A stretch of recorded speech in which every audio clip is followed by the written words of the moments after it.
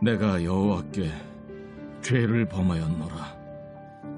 여호와께서도 당신의 죄를 사하셨나니 당신이 죽지 아니하려니와 이 일로 말미암아 여호와의 원수가 크게 비방할 거리를 얻게 하였으니 당신이 낳은 아이가 반드시 죽으리이다 하고 나단이 자기 집으로 돌아가니라.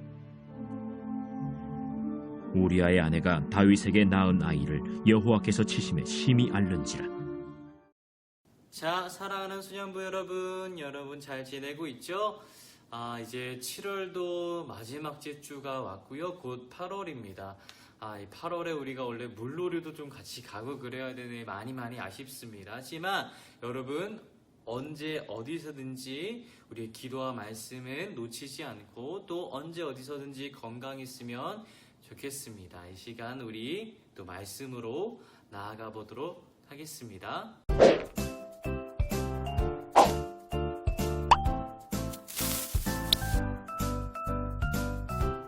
우리가 읽은 첫 구절 13절은 다윗의 죄 고백으로 시작합니다. 다윗이 어떤 죄를 범했을까요? 그 죄가 무엇인지 우리가 먼저 알아보도록 하겠습니다. 여기 햇사람 우리아와 우리아의 아내인 바세바가 있습니다. 바세바의 미모는 많은 사람이 감탄할 정도입니다. 어느 날 우리아와 바세바 부부에게 안 좋은 소식이 있었습니다. 곧 암몬과 이스라엘 전투가 벌어질 것이라는 소식이었습니다. 이 전투에는 우리아가 반드시 참전해야 했습니다. 바세바는 우리아를 당분간 못 본다는 그 슬픔에 가득했습니다. 하지만 그들은 그동안 하나님께서 세우신 참된 왕인 다윗 왕을 위해서라면 그 전투를 필히 참전해야 한다고 생각했습니다. 바세바는 우리아를 그렇게 보냅니다. 우리아는 반드시 살아 돌아오겠소 하며 약속하며 떠났습니다. 우리아를 그리워하며 바세바는 하루하루를 보냈습니다. 어느 날 바세바는 물을 길어 오는데 날이 더워서 땀으로 범벅이 되었습니다. 바세바는 바로 샤워를 했고 개운한 기분으로 나왔습니다. 그런데 그때 샤워를 마치자마자 누군가가 문을 두드립니다. 그들은 다윗 왕의 부하들이었습니다. 그리고 그들은 바세바를 다윗 왕에게로 데리고 갔습니다. 다윗 왕은 사랑에 빠진 듯한 표정으로 바세바를 쳐다보고 있었습니다. 다윗 왕은 그 순간 자기의 자신도 모르게 욕심으로 가득 찼습니다. 다윗 왕에는 이미 많은 부인들이, 아내들이 있었지만 그때는 이미 다른 남자의 아내, 우리아의 아내인 바세바도 갖고 싶었습니다. 그들은 하룻밤을 보내고 바세바는 집으로 돌아왔습니다. 바세바는 우리에게 너무너무 미안한 감정이 들었습니다. 그런데 여러분, 여기서 끝이 아닙니다. 바세바가 다윗 왕의 아들을 임신한 것이죠. 이 사실을 다윗 왕에게 알렸습니다. 그때 다윗 왕은 암몬과의 전투에서 대장을 맡고 있는 요압에게 톡을 합니다.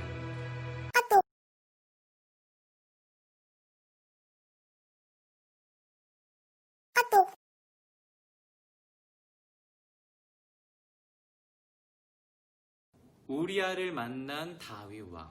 다윗 왕은 우리아에게 전투 상황에 대해 묻고 고생했다며 격려하고 집이라는 단어를 꼭 강조하며 꼭 집에서 쉬라 라고 명령했습니다.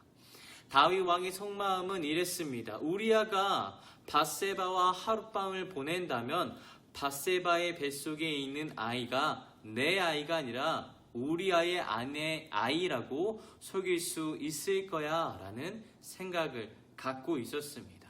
하지만 의리의 우리아는 집으로 돌아가지 않았습니다. 하나님의 계와 나의 동료들이 지금 목숨을 걸고 전투를 벌이고 있는데 내가 감히 집에서 두 다리를 뻗고 아내와 즐길 수 있냐는 그 마음 때문이었습니다. 다윗 왕은 다른 방법을 모색했습니다. 그는 우리아를 다시 전투로 복귀시킵니다. 그리고 다시 요압에게 폭을 보냅니다.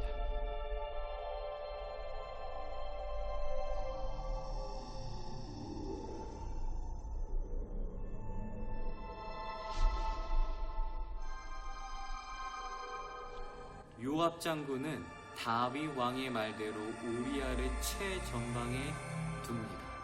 그리고 우리아는 밧세바와 했던 그 약속, 다시 살아 돌아오겠소 라는 그 약속을 지키지 못하고 죽습니다. 이러한 사실을 알게 된 나단 선지자는 다윗 왕에게 가서 왜 그런 죄를 저질렀습니까? 라고 호통을 칩니다. 그리고 오늘 우리가 말씀에 읽었다시피 다윗 왕은 그 죄를 숨기지 않고 자신의 죄를 고백합니다. 여러분, 모든 사람은 하나님 앞에 설 때 자이든 타이든 자신의 죄를 발견합니다. 왜냐하면 하나님께서는 이 세상에서 가장 선하시고 거룩하시기 때문입니다. 여러분, 우리 상상을 먼저 해볼까요? 검은색 점이 여러 있는 종이 위에 검은색 점을 하나 찍으면 두드러지게 보이지 않습니다. 그러나 새하얀 도화지 위에 검은색 점이 하나 있으면 그 검은색 점이 도드라지게 보입니다. 이처럼 새하얀 도화지보다 더 깨끗하신 하나님 앞에서 인간의 큰 죄악이 묻어있는 것을 발견하게 되는 것이죠. 그때 우리는 하나님 앞에서 발견한 죄에 대해서 제시된 두 가지의 길이 있습니다. 하나는 생명의 길입니다. 이는 하나님께 은혜를 구하는 것입니다. 죄라는 것은 인간 스스로가 없앨 수 없습니다. 죄라는 것은 인간 스스로가 용서할 수가 없습니다. 이 죄를 없앨 수 있으신 분이 바로 오직 유일한 하나님이십니다. 그래서 다윗 왕은 자신의 죄를 심판하시고 용서하실 분은 오직 하나님이심을 믿었기에 그는 하나님께 자신의 죄를 마음 다해 고백합니다. 시편 51편 1절에서 6절 말씀입니다. 사랑이 많으신 하나님, 은혜를 베푸소서. 자비가 크신 하나님, 나의 전과를 지워주소서. 북북 문질러 내 죄 씻어주시고 주님의 세탁기로 내 죄악을 말끔히 제거해 주소서. 내 죄악이 나를 노려보고 있으니 내가 얼마나 악한지 잘 압니다. 내가 주님을 모독했으며 주께서는 내 지은 모든 죄를 속속들이 보셨습니다. 주께서 모든 사실을 훤히 알고 계시니 나를 두고 어떤 결정을 내리시든 정당합니다. 내가 오랫동안 주님의 길에서 벗어났고 어머니 뱃속에서부터 죄 가운데 있었습니다. 주께서 구하시는 것은 마음속의 진실입니다. 내 안에 들어오셔서 새롭고 참된 삶을 잉태해 주소서. 다윗은 이렇게 생명의 길을 선택했습니다. 반면 다른 하나는 사망의 길입니다. 이는 자신은 지은 죄가 없음을 부인하거나 피하는 길입니다. 작년에 여러분, 이런 사건이 하나 있었다고 합니다. 서부경찰서는 절도 혐의로 60대 장모 씨를 체포했다고 합니다. 그가 훔친 것은 굉장히 귀중한 물품도 아닌 낙지 3마리였다고 합니다. 낙지 3마리.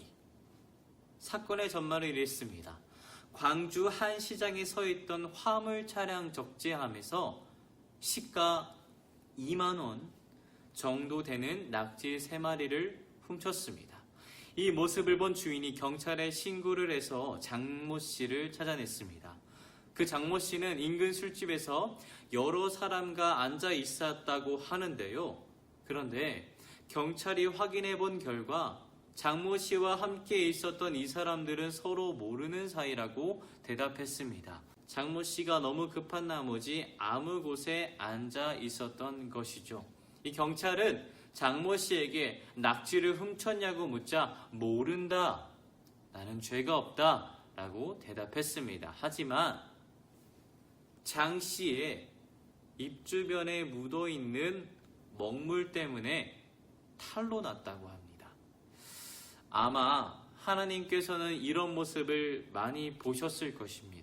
죄로 가득한 사람들이 자신은 죄가 없다고, 이는 내가 저지른 죄가 아니라고 도망치고 피하는 모습을 하나님께서는 정말 많이 보셨을 거예요. 이런 길은 생명의 반대인 사망의 길이라고 성경은 말하고 있습니다. 사탄은 계속해서 우리를 사망의 길로 몰아세우고 있습니다.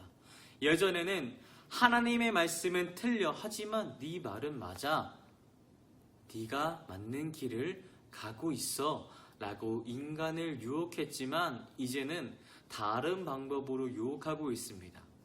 하나님의 말씀 맞아, 그리고 내 말도 맞아, 그러니까 네가 어느 쪽을 선택해도 맞아, 내 생각대로, 너의 생각대로 선택해도 괜찮아 라고 우리들의 생각도 맞다고, 타당하다고 만들고, 하나님의 말씀이 아닌 우리들의 생각만을 선택해서 죄를 짓도록 우리를 유혹하고 있습니다.